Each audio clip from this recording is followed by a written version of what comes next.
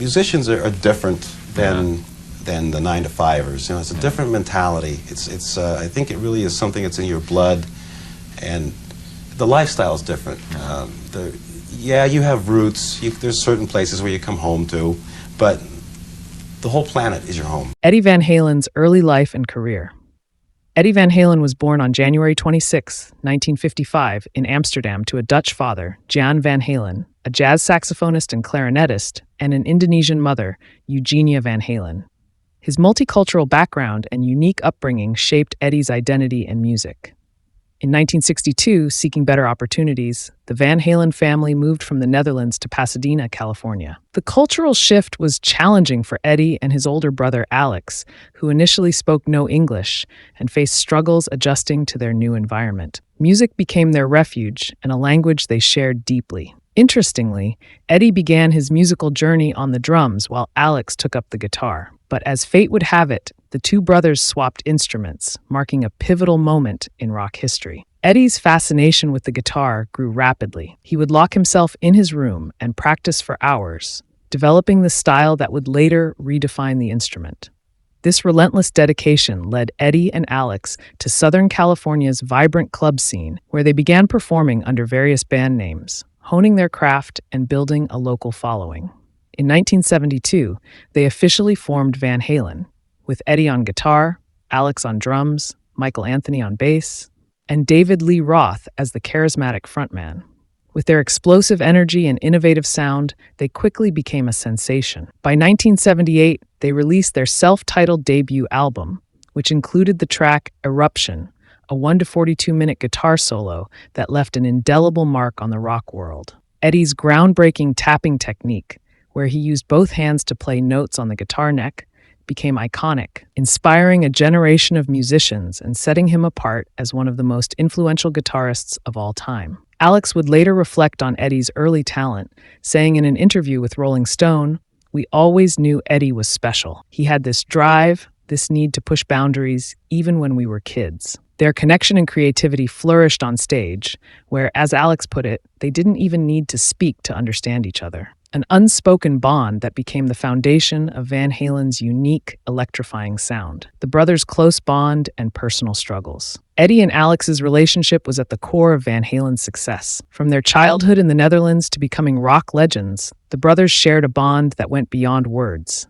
evident in their music and performances. Yet, their journey was not without hardship. Eddie's intense personality and drive came with a cost. As the pressures of fame mounted, Eddie struggled with substance abuse, which he initially believed helped him cope with the demands of stardom and personal insecurities. He revealed in a People magazine interview that he would use pills to feel like Superman, pushing himself to conquer both physical and mental battles on and off stage. While the struggle took a toll on Eddie's health, Alex was always there, providing steadfast support during Eddie's darkest moments. Their relationship, forged by years of shared experiences, served as Eddie's anchor. Alex once said, "There were moments when it was incredibly hard to watch, but Eddie always had this strength inside him. He never gave up, and that's what made him so special." The brothers also faced periodic tension with other band members, which added another layer of complexity to their journey. Reflecting on this, Eddie once shared, "We had a lot of fun, but just like any relationship, sometimes things go sour, and it's that simple." Yet, despite the ups and downs, their bond remained resilient, enabling Van Halen to produce groundbreaking music that defined an era. Eddie Van Halen's health issues and final years. In the early 2000s, Eddie was diagnosed with tongue cancer, leading to multiple surgeries, including the removal of part of his tongue. Initially, he hoped this would cure him, but the cancer eventually spread to his throat, a battle that would continue for over 2 decades. Throughout his illness, Eddie's resilience was unwavering. He continued performing, recording, and even going on reunion tours in the 2000s and 2010s, giving fans powerful, unforgettable shows despite his declining health. The 2015 North American tour marked a bittersweet chapter in Eddie's life. Although visibly affected by his illness, his performances remained electric, a testament to his unrelenting passion for music. Alex later recalled those shows with pride, saying, "Those last shows were something special. You could feel the energy, the love from the crowd, and Eddie gave it everything he had." Eddie sought various treatments, including experimental therapies, often traveling between the US and Germany. all while keeping his battle private from the public eye. Alex, as always, was by his side, offering the kind of emotional support only a brother could. In an emotional interview with Rolling Stone, Alex reflected, "There were moments when it seemed like Eddie was getting better, but deep down, we knew what was coming. We just wanted to enjoy the time we had left." He's definitely going to cry very soon. Well, being here tonight and thinking about what this would mean to your dad, He would be losing his mind right Would he? now. But also at the same time, he'd be like, duh, because that's how much he believed in me, you know? Yeah. So, yeah, this is absolutely insane. No words. All right, I see you already looking. I know.